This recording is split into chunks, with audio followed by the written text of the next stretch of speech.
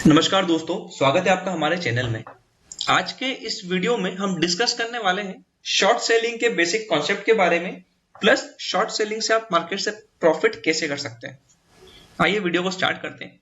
सबसे पहले हम समझते हैं शॉर्ट सेलिंग एक्चुअल में होता क्या है। यूजुअली मार्केट में क्या होता है, आपने लेट सपोज कोई शेयर 60 रुपीज में आपने बाय करा, आपने वो शेयर 70 रुपीज में सेल कर दिया। ऐसा आप कब करते हैं? जब आप होते हैं मार्केट में बुलिश, आपको लगता है कि मेरा मार्केट ऊपर जाने वाला है या जो मैंने शेयर परचेज किया है वो ऊपर जाने वाला है। ऐसे केस में आप क्या करते हैं, 60 रुपीज में आपने बाय करा, 70 रुपीज में आपने सेल करा, नेट प्रॉफिट हो गया यहाँ पर आपको 10 रुपीज का। बट अगर लेट सपोज मार्केट का जो ट्रेंड है वो बियरिश है, या आपको लग रहा है कि जो मेरा स्टॉक है वो नीचे आने वाला है, ऐसे केस में आप क्या करेंगे? ऐसे केस में आप करेंगे शॉर्ट सेल। अब शॉर्ट सेल एक्चुअल में होता क्या है, जब भी आपको लगता है आपका शेयर का प्राइस नीचे जाने वाला है, ऐसे सिनेरियो में आप हमेशा शॉर्ट सेल करते हैं। अब पॉइंट यहां पर यह आता है कि मेरे पास तो शेयर है ही नहीं, तो फिर मैं सेल करूं कैसे? इसका बहुत ही सिंपल सा आंसर है, हमारी रेगुलेटरी बॉडी जो सेबी है, securities exchange board of India, उन्होंने अलाउ कर रखा है कि आप सेम डे में पोजीशन को शॉर्ट सेल कर सकते हैं। पहले कुछ कंट्रीज थी जहां पे शॉर्ट सेल बंद था, तो वहां पे ये जो शॉर्ट सेलिंग है वहां पे आप नहीं कर सकते। इनफैक्ट कोविड के टाइम पे चाइना ने भी शॉर्ट सेल बंद कर दिया था। तो जब रेगुलेटरी बॉडी खुद बंद कर देती है तो वहां पे आप ये चीज नहीं कर सकते। इंडियन रेगुलेटरी बॉडी ने अलाउ कर रखा है, इसलिए आप शॉर्ट सेल कर सकते हैं।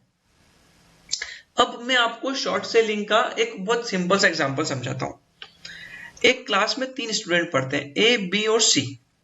तीनों एग्जाम देने जाते हैं। ए अपने साथ हमेशा 2 पेन लेके जाता है, बी अपने साथ हमेशा 1 पेन लेके जाता है, और सी उस दिन एग्जाम वाले दिन पेन ले जाना भूल गया। थोड़ा अनरियलिस्टिक एग्जांपल है बट समझने के लिए काफी अच्छा है। सी उस दिन अपने साथ पेन ले जाना भूल गया। सी बी के पास आता है और बी से बोलता है कि भाई तेरे पास पेन है क्या? बी को पता है कि ए हमेशा अपने साथ 2 पेन लेके आता है, तो बी ने बोला कि हाँ पेन है बट मैं 100 रुपए में दूंगा। तो बी ने क्या करा, सी से 100 रुपए ले लिए और उसको बोला कि तेरे को मैं पेन देता हूं थोड़ी देर में। बी ने बोला ठीक है। यहां पर समझिएगा कि बी के पास पेन नहीं था, बट बी ने सी को वर्चुअली पेन सेल कर दिया। अब बी जाता है ए के पास और उससे बोलता है कि भाई तेरे पास 2 पेन है, मुझे 1 पेन चाहिए। ए बोलता है ठीक है। ए बोलता है मैं 80 रुपए में दूंगा। बी ने बोला ठीक है। बी के पास 100 रुपए थे, उसने 100 में से 80 उसको दे दिए। अब यहां पर हुआ क्या एक्चुअल में, बी ने 100 रुपीज में सेल करा। इसको मैं फिर से आपको थोड़ा सा क्लियर करता हूं कि बी ने क्या करा, 100 रुपीज में सेल करा। बी ने ए से 80 रुपीज में बाय करा। बी का नेट प्रॉफिट कितना हो गया, 20 रुपीज का। इसको मैं आपको थोड़ा सा अब और क्लियर करता हूं।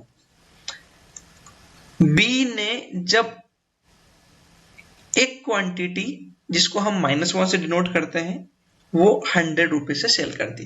मैंने -1 क्यों करा, क्योंकि वो क्वांटिटी मैंने सेल करी है।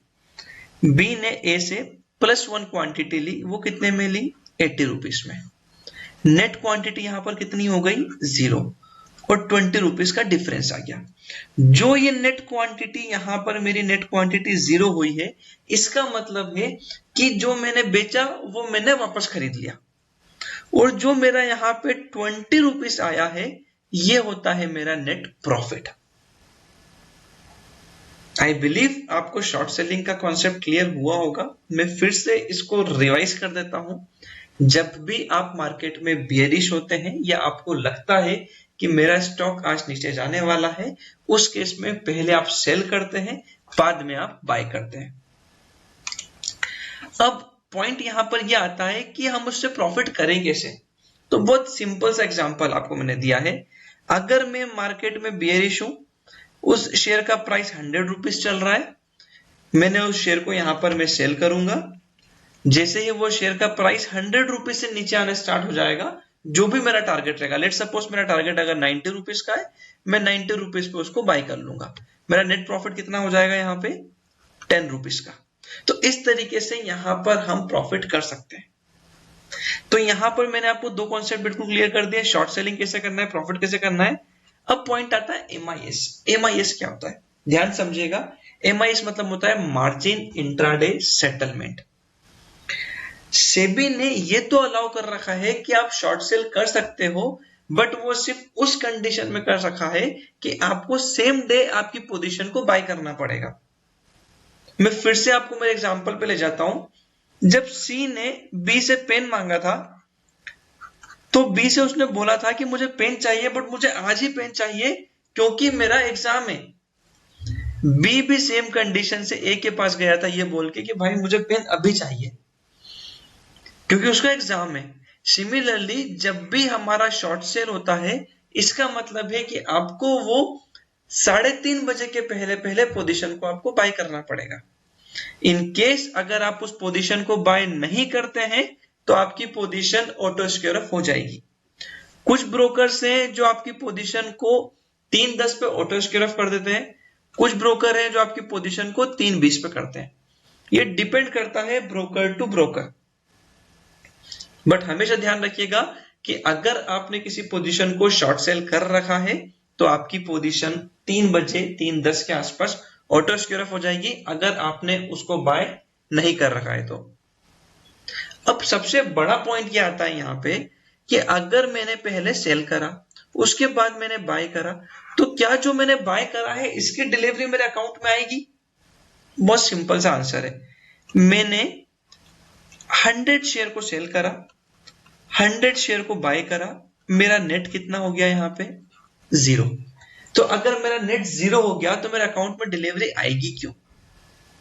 इसकी जगह अगर ऐसा होता कि मैं 100 शेयर सेल करता, 200 बाय करता, तो मेरा नेट कितना होता +100, तो मेरे पास 100 क्वांटिटी की डिलीवरी आती।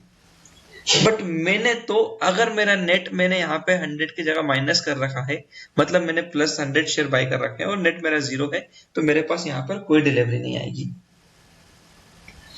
आई बिलीव आपको एमआईएस का कॉन्सेप्ट भी क्लियर हो गया होगा। अब हम आते हैं हमारे आज के लास्ट टॉपिक पे, जो है auction market. Usually auction market बहुत बड़ा टॉपिक है जिसके लिए एक सेपरेट वीडियो बिल्कुल बनाने वाला हूं, बट आपको ब्रीफ में थोड़ा सा मैं ऑप्शन मार्केट के बारे में समझाता हूँ। देखिए ऑक्शन मार्केट में एक्चुअल में होता क्या है कि एक बहुत बेसिक एग्जांपल लेते हैं। आपने एक पोजीशन को लेट सपोज 100 रुपीज से सेल कर दिया। अब हुआ ये कि उस दिन उस पोजीशन के अंदर अपर सर्किट लग गया। अपर सर्किट मतलब क्या होता है कि जहां पे सारे के सारे सिर्फ बायर है और वहां पर कोई भी सेलर नहीं है।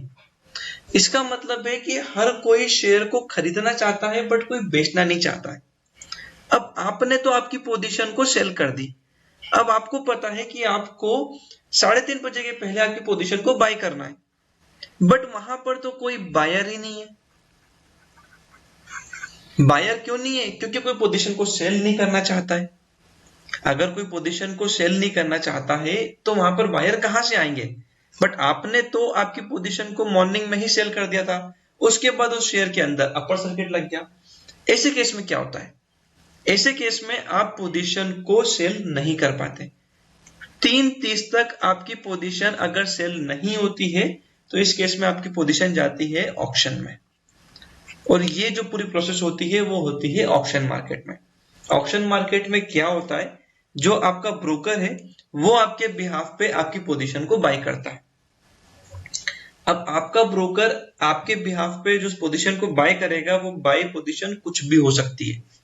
अगर आपने लेट सपोज 100 रुपीज से सेल करा है और आपके ब्रोकर ने अगर 130 से बाय करा है, इनफैक्ट अगर अपर सर्किट हमारा लेट सपोज 110 पे लगा है पर अगर ब्रोकर ने 130 पे बाय करा है, तो आपको यहाँ पे 30 रुपीज के लॉस को आपको बियर करना पड़ेगा। आपके पास यहाँ पर कोई ऑप्शन नहीं है। तो हमेशा यहाँ पर आपको ये चीज ध्यान रखनी है कि जब भी आप अगर शॉर्ट सेल कर रहे हैं तो वहां पर अपना रिस्क को मेंटेन करके चलना है, हमेशा स्टॉप लॉस लगा के चलना है। स्टॉप लॉस हमेशा आपकी पोजीशन को ऑक्शन में जाने से बचाएगा।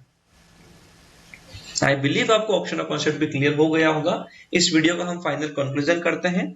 शॉर्ट सेलिंग, जब भी आपकी पोजीशन को आपको मार्केट बियरिश लग रहा है, आप पोजीशन को सेल कर सकते हैं। हाई प्राइस से सेल करना है, लो प्राइस से बाय करना है। जब भी आप ये करेंगे, इनकेस हमेशा आपको प्रॉफिट होगा। अगर आपने सेल करा है और आपकी पोजीशन वहां से अगर ऊपर जाती है तो उस केस में आपको लॉस होगा। आपकी पोजीशन को आपको 3.5 के पहले स्क्योर ऑफ करना है। आपने नहीं करा है तो कई बार 3.10, 3.20 तक आपकी पोजीशन को आपका ब्रोकर ऑटो स्क्योर ऑफ कर देता है। कोशिश करें आपकी पोजीशन को 3 बजे तक आप उस पोजीशन को स्क्योर ऑफ कर दें। हमेशा पोजीशन को ऑप्शन मार्केट में जाने से रोकें और स्टॉप लॉस को मेंटेन करके रखें। जितना आपको रिस्क ले सकते हैं, उस रिस्क के अकॉर्डिंग ही आप काम करें। राइट, आई बिलीव आपको सेलिंग के सारे कॉन्सेप्ट क्लियर हो गए होंगे। Thank you for watching this video.